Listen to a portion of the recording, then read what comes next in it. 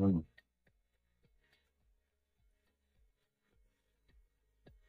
Hmm.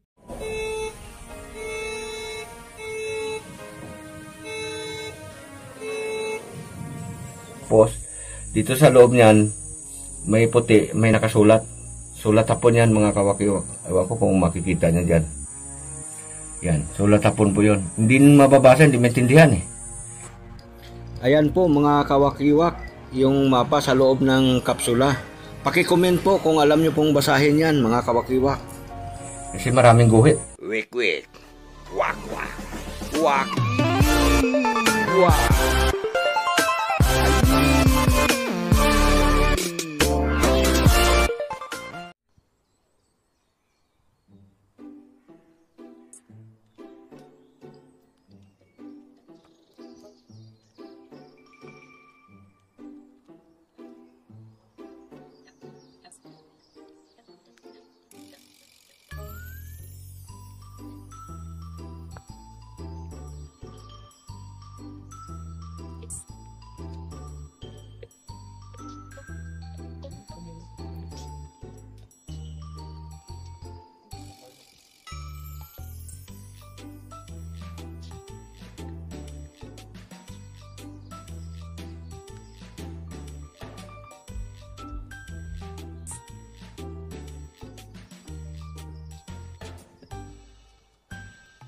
Welcome sa part 2 ng ating pagbabalag mga kawakay. Dito sa bahay. Ayun, ito na. Ayun, nakikita niyo yung parang nicho na yun. Yan. Yun. Diyan sa portion na yan, diyan sila nakakakuha ng kakaibang bagay mga kawakay. So yun, maluwag naman yung hukay. Kaya malaya tayong magdidetect. Magdidetect pa tayo mga kawakiwak. Ayan. Butas yan pa ilalim mga kawakiwak ha. May mga nasa 10 feet pa lang pala ito. Alisin mo yung mga kanin. Doon. 20 mula doon. Mga nasa 20 feet. Pero dito sa tinutungtungan natin. Doon mo ilagayin. Para hindi magip ng detector. Ito. Makuha nila ito mga kawakiwak. Makuha nila, doon din ito nakuha sa taas ng bato, doon sa ilalim na yun. Kawakiwak. Nakapatong ito sa bato. Ayan. Ayan. Gunting. Gunting to mga kawakiwak. May barbero din lang ako. Ha? Mga kawakiwak. Barbero din lang hapon. Basta ito, dito ito nakuha. Malalim na yun ha, pinanggalingan nito. Ngayon, nung tinibag nila yung bato, na nakaliga, yung bato na yun, ang nito yan. May sukat siya na 1 by 1 meters by 4 meters yung bato na nakatakip doon mga kawakiwak. Ito yun. Nabasag na. Ito yung binuhusan natin ng asido na kumukulo siya. Buhusan natin ulit. Ayan o. Ito yung sinasabi kong man-made. Bubuhusan natin. Parang pinakuluan na buto-buto ng baka o. Yan. Tanyo? Ngayon, malapad yan pantayan na parang lapida mga kawakiwak. Makinis na. Ito yung nakuha. Ito yung nakita. Sa ilalim ng bato, may nakuha na doon na sa ibang bagay. Hindi na ganito. Mas matindi mga kawakiwak. Mamaya, pakita ko muna. Kita mo. Diditik muna natin. Yan lang tayo.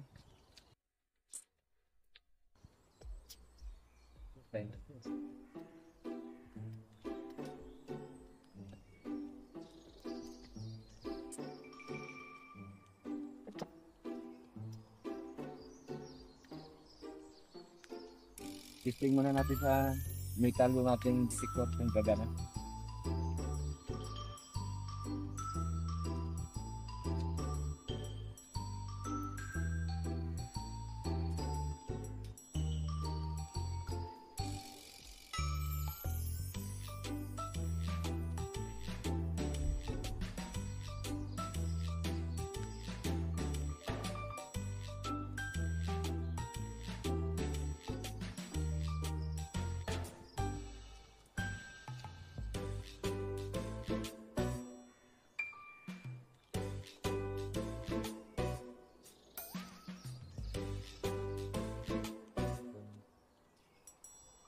Kasalukuyan pong inaayos namin dyan yung aming detector, mga kawak-iwak.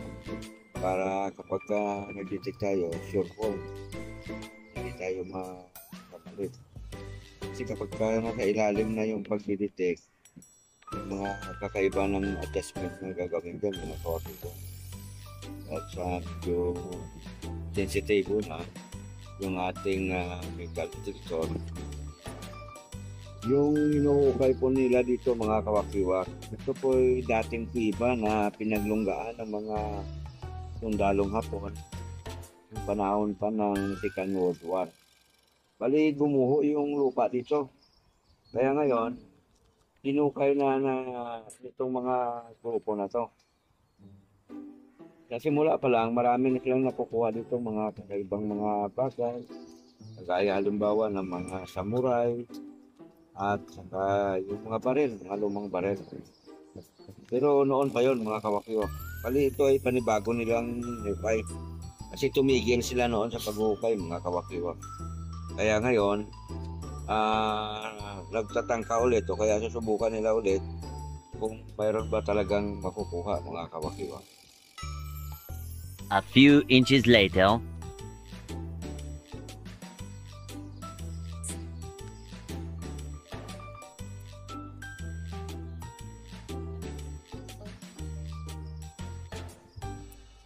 Sa bahagi ito mga kawakiwak, mayroon pong nasagap yung ating detector. At sa tingin ko dito ay medyo malaki po ito.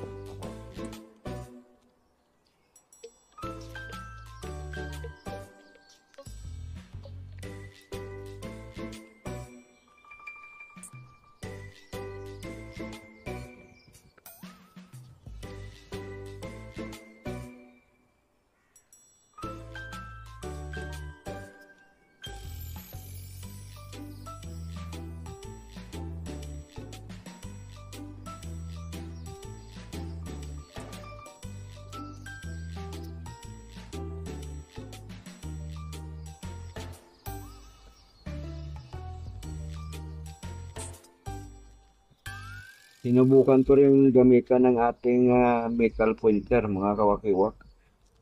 Ayan kung mapapansin nyo, iniisa-isa ko po yon. Pero yung metal pointer natin hindi po tumutunog.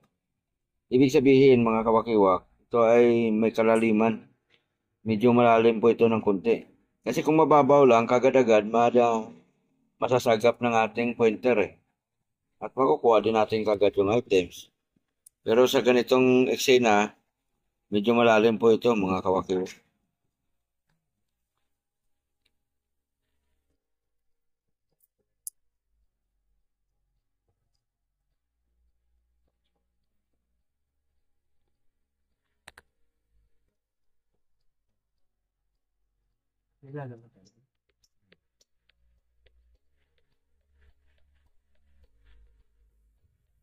Sa pinakasentro ng butas, yung hinukay nila mga kawakiwak, ayun, natumbok nila.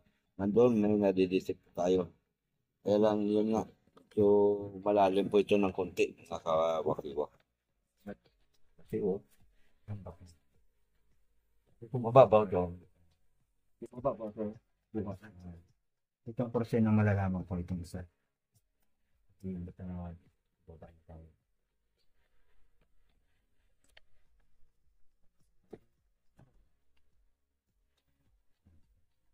okay. Yung isa, okay. Tandaan na tayo. Mga kawakiwak, kapag ganyan ang tunog na paputol-putol, 100% yan. 3 meters naman to eh. Baka yan eh. Basta kamustaran. Yung mga nakuha nilang sign, yung iba dyan ang turo. No? So, dinitik natin. Positive naman. Dapat dito. So,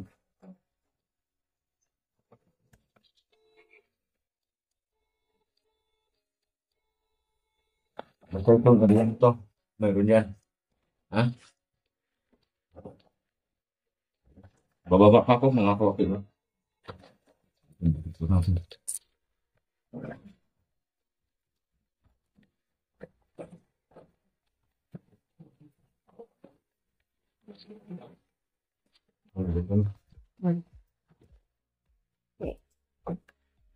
Ito ay isang bahagi ng butas din. Nadugtong to ng tunnel doon mga kawakiwak.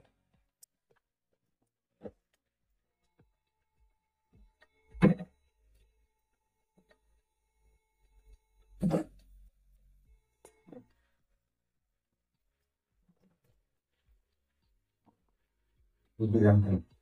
Bibilang.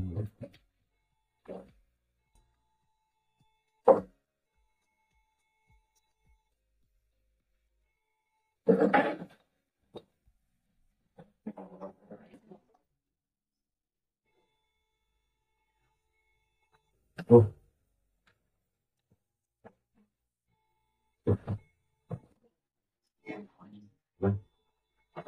Ramai ko na.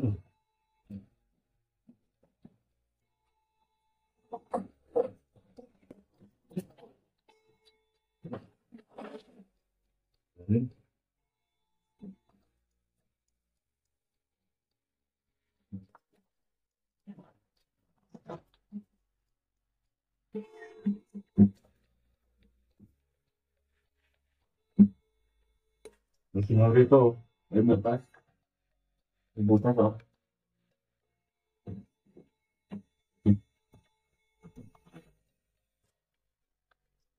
Diba?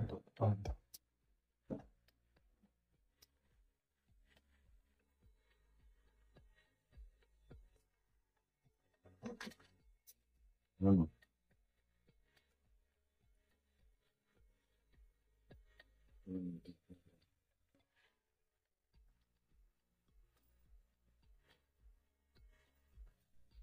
Kung pagbabasihan natin mga kawakiwak yung tunog ng ating detektor, yung mga items ay mga nakakalat. Marami siya, mga nakakalat-kalat po sila.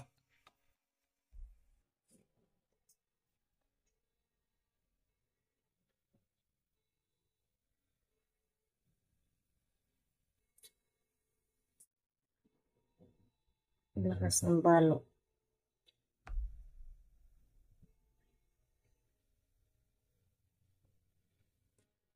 Kung napapansin niyo mga kawakiwak, ito yung parang kabaong, ay, parang nitso. Dito sa taas na to, meron itong bato na nakahiga na parang lapidan. So yun yung dinurog nila, tinanggal nila mga kawakiwak. No? Pero, bago nila madurog yun, bago nila durugin yan, ay nakakuha na sila doon ng angkla at saka yung dunting. No? Doon nakapatong doon sa bato. Yung bato na yun, yung pinakita ko ninyo doon sa may dito nila nakuha yon sa ibabaw ng bato na parang lapida, no? Saka yung ito. Yan. Itong gunting. Doon. Nung matanggal na nila yung bato, nung madurog na yung bato dahil sinensel, ito mga kawakiwak, ito yung sinasabi kong nakuha nilang kakaiba. Ito. Ito yung sa ilalim ng bato. Ayan, tingnan yung mga kawakiwak.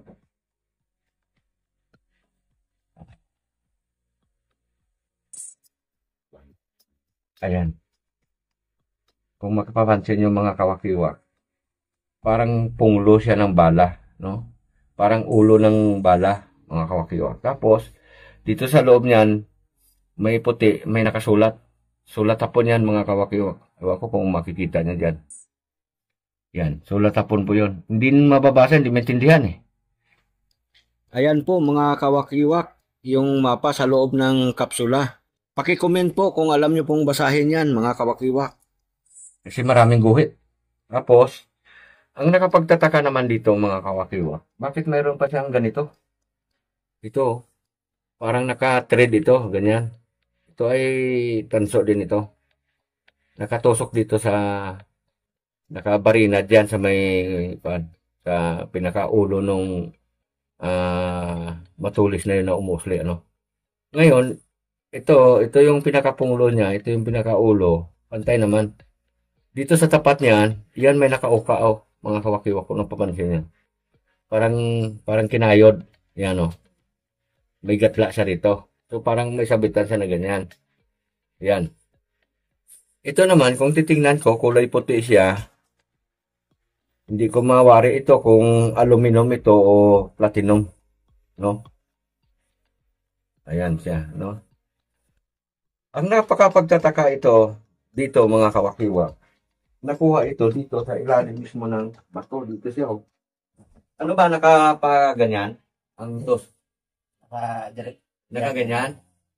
So dito siya, dito banda? Dito sa gitna, no? Dito? Yan, yan, yan, yan. Yun. Dito sa pinakagitna ng parang lapidan ang nadurog nila. Ito ay nakaganyan ang posisyon mga kawakiwak. Ayan. Para pailalim siya, nakatusok siya pailalim ganyan. So ang ibig sabihin, malamang, yung inahanap nila, nasa ilalim pa. So mga kwan lang ito, mababaw lang to. Mga 1 feet hanggang doon talampakan. Mayroon na kasunod dito nakakaiba na makikita doon. Dito, yan. So, mapapansin mo, mga kawakiwa, kung ito ay natural o nature o napunta na dito, malabong mangyari yon kasi sa lalim na to, ay imposible naman na yung panahon lang ang nagdala dito. At saka nakapatusok pa siya, di ba, Nel? Kasi kung natural, dapat nakahiga siya ng ganyan. Tendency kasi ng nakahiga lagi yan eh. Ang ito, sinadya na nilagay, nakapatusok. So, mga kawakiwak, mag-suggest po kayo kung ano ba ibig sabihin nito. Ayan. So, ito yung sinasabi kong kakaibang bagay na hindi karaniwan nakuha dito. Sa analisa ko rito, malaki talaga pag-asa. Saka nung nakikita niyo nung dinidetect natin, halos lahat ng portion tumutunog siya. So, ibig sabihin, yung pinakasingaw ng item ay malaki. Malaki ito mga kawakiwak. Kasi yung mga maliliit na nakukuha ko doon sa taas, yan maliit na din tunog eh. Ito malaking tunog. Ibig sabihin malaki rin. Ito ano nga sa kawakiwak? Kayo, ano sa talagay nyo? Ayan. Tabayanan nyo, mga kawakiwak, ang susunod pa nating mga kabanata. Marami pa ito, mahaba pa ito, ha? Ayan, babalitaan ko kayo, mga kawakiwak. Sana magkaroon sila ng biyaya dito para kahit paano maambunan tayo. Okay na yun. Shout out po sa inyong lahat, mga kawakiwak. Maraming salamat po nakarating kayo hanggang sa dulo ng video kong ito. At huwag niyo po sanang kalimutan na paki-like, share, and subscribe po. Mag-ingat po kayong lagi mga kawakiwak. Maraming salamat po muli sa inyo.